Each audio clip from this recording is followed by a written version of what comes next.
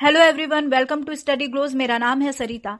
बात करेंगे RCEP, regional comprehensive economic partnership. India ने इसमें पार्टिसिपेट नहीं किया। जानेंगे क्या है वजह और इंडिया के पास आगे क्या ऑप्शन है। जी हाँ दोस्तों, आज हम डिस्कस करेंगे world's largest regional trading agreement का। Source of information the Indian Express है। संडे को 15 कंट्रीज ने पार्टिसिपेट किया RCEP, regional comprehensive economic partnership. इसका फुल फॉर्म है। ये ग्रुप है आसियन कंट्रीज और 6 other countries which are commonly known as FTAs, free trade agreement का। हमें मालूम होना चाहिए आसियन कंट्रीज और FTAs पार्टनर्स में कौन सी कंट्री शामिल है। आसियन ग्रुप है आपका 10 साउथ ईस्ट एशियन कंट्रीज का, जिसमें इंक्लूड है Brunei, Cambodia, Indonesia, Laos, Malaysia, Vietnam, Myanmar, Philippines, Singapore और थाईलैंड। और अन्य FTAs पार्टनर्स में China, India, Australia, New Zealand, south Korea और जापान शामिल है।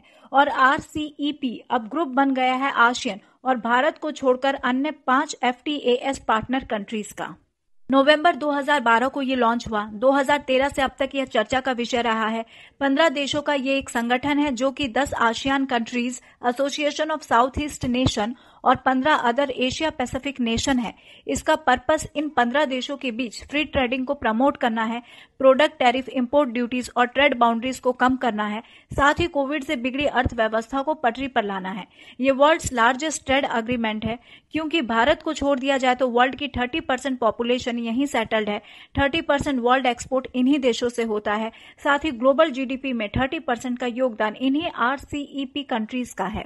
अब बात करते हैं उन रीजंस की जिस वजह से इंडिया आरसीईपी से वॉकआउट कर गया। 4 नवंबर 2019 तक ऐसा एक्सपेक्ट किया जा रहा था कि इंडिया इस एग्रीमेंट को साइन करेगा, पर इंडिया ने एग्जिट करना डिसाइड किया। हमारी कंट्री में RSS, लेबर ग्रुप, फार्मर सब इस एग्रीमेंट पर साइन करने के खिलाफ थे। किसान विरोधी एग्रीमेंट बताते हुए किसानों ने हड़ताल करने की भी धमकी दी थी। तिलिस्मान ऑफ गांधी को याद करते हुए और अपने अंतरात्मा की आवाज सुनते हुए पीएम नरेंद्र मोदी ने इस एग्रीमेंट को साइन ना करना ही उचित समझा। इंडियन मैन्युफैक्चरिंग इंडस्ट्री और एग्रीकल्चर को सेफगार्ड प्रोवाइड करने के उद्देश्य से इंडिया आरसीईपी से वॉकआउट कर गया। साथ ही चाइना भी आरसीईपी का मेंबर है और इंडिया चाइना के बीच गलवान घाटी में हुए झड़प, साथ ही दोनों कंट्री के बीच की जियोपॉलिटिकल टेंशन की वजह से भी इंडिया ने इस एग्रीमेंट को साइन नहीं किया। वैसे भी FTA, फ्री ट्रेड एग्रीमेंट से भारत को कभी फायदा नहीं हुआ है। इंडिया का 60% से ज्यादा का ट्रेड डेफिसिट यानी व्यापार घाटा इन्हीं कंट्री से रहा है। और यदि इंडिया इसे साइन करता तो उसे इस एग्रीमेंट के तहत 80% से ज्यादा की छूट टैरिफ्स में देनी पड़ती। ऐसा करने से चाइना का प्रभुत्व बढ़ता, उसका मार्केट बढ़ता। नो ट्रेड बाउंड्रीज होने से चाइना का सस्ता सामान इंडिया में डंप हो जाता, जिससे इंडियन मैन्युफैक्चरर को नुकसान होता और हमारे डोमेस्टिक इंडस्ट्रीज डिस्ट्रॉय होते। इसके लिए भारत ने ऑटो ट्रिगर मैनेजमेंट की बात कही, जिसे चाइना ने मान भी लिया। ऑटो ट्रिगर किसी भी पर्टिकुलर कंट्री के प्रोडक्ट की इंपोर्ट लिमिट को तय करने से है। मान लीजिए चाइना 5000 टन स्टील भारत को एक्सपोर्ट करता है। हमने चाइना से 5000 टन तक के ही इंपोर्ट पर आरसीईपी के रूल्स को फॉलो करने की बात कही हो, तो यदि चाइना हमें 5000 टन की जगह 6000 टन का एक्सपोर्ट करेगा तो एक्स्ट्रा 1000 टन पर यह ऑटो ट्रिगर एक्टिव हो जाएगा और हमारे अनुसार तय टैरिफ पर चाइना को पे करना पड़ेगा, ना कि आरसीईपी के एग्रीमेंट के तहत।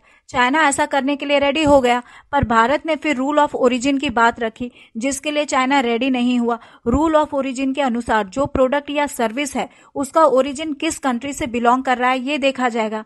यहाँ समझने वाली बात यह है कि ऑटो ट्रिगर लागू होने से पहले ही चाइना अपने प्रोडक्ट म्यांमार के थ्रू इंडिया पहुंचा सकता है और इस तरह उसे आरसीईपी एग्रीमेंट का फायदा भी मिलेगा और इंडिया का ऑटो ट्रिगर इनएक्टिव ही रह जाएगा। चाइना मास प्रोडक्शन करता है, इसीलिए उसके प्रोडक्ट सस्ते होते हैं। नेबरिंग कंट्री में भारत उसके लिए सबसे बड़ा मार्केट और कॉम्पिटिटर है, साथ ही एक पॉलिटिकल एनिमी भी। इस तरह वो इंडियन मार्केट को कैप्चर करके हमारी इकोनॉमी डिस्ट्रॉय कर सकता है और भारत की आत्मनिर्भरता नीति भी प्रभावित होगी। आरसीईपी से वॉकआउट करने के पीछे सिर्फ चाइना ही एकमात्र रीजन नहीं है। ऑस्ट्रेलिया और न्यूजीलैंड, जिनकी पॉपुलेशन भारत से काफी कम है और उस अनुसार एग्रीकल्चरल प्रोडक्शन, पोल्ट्री फार्मिंग और सबसे इंपॉर्टेंट डेयरी प्रोडक्शन में ये कंट्री काफी आगे हैं। इस तरह भारत में इनके प्रोडक्ट जो कि हमारी लोकल प्रोडक्ट से सस्ता होने के कारण agriculture, food processing, dairy market capture करेंगे और हमारे गरीब किसानों को और भी गरीब बनाएंगे। इसीलिए हमारे किसान भी इसके विरोधी हैं। इंडियन एग्रीकल्चर की एक विशेषता इसमें सीजनल अनएम्प्लॉयमेंट का होना है। ऐसे समय से बचने के लिए इंडियन फार्मर्स डेयरी फार्मिंग करते हैं। मिल्क और मिल्क से बने प्रोडक्ट्स जैसे दूध, पनीर, बटर ऑयल, चीज आदि बना के बेचते हैं। इससे उनको रेगुलर इनकम होती है। इंडिया का मिल्क मार्केट अपनी मिल्क डिमांड को पूरा करने के लिए सफिशिएंट है। ऐसे में विदेशों से आए solid milk product Indian farmer के रेगुलर इनकम के सोर्स यानी डेयरी मार्केट को कैप्चर करके उनकी आमदनी घटाने का काम करेंगे। इस तरह हमारी इकोनॉमी दूसरी कंट्री के हाथों में ट्रांसफर हो जाएगी। हमारी डोमेस्टिक इंडस्ट्री और एग्रीकल्चर को इस एग्रीमेंट का हिस्सा बनकर फायदा नहीं होता। इंडिया का सर्विस सेक्टर स्ट्रांग है और वो इस कंपटीशन को फेस कर सकता था। कई नेशंस ने इंडिया के इस कदम की आलोचना भी की है। वर्ल्ड्स लार्जेस्ट ट्रेड एग्रीमेंट का हिस्सा ना बनकर इंडिया ने अपने पैरों पर कुल्हाड़ी मारी है। इससे इंडियन सर्विस सेक्टर को नुकसान होगा। अब देखते हैं इंडिया के पास ऑप्शन क्या है।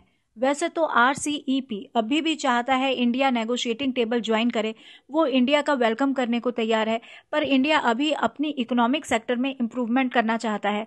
भारत का ASEAN country, Japan, Korea, Australia, New Zealand के साथ अलग से इकोनॉमिक नेगोशिएशन भी है। फिर भी कई स्कॉलर्स का मानना है भारत को बिना देर किए RCEP ज्वाइन करनी चाहिए। आप लोगों की क्या राय है? कमेंट बॉक्स में ज़रूर बताएं। So here is the end of this lecture. Thank you for watching.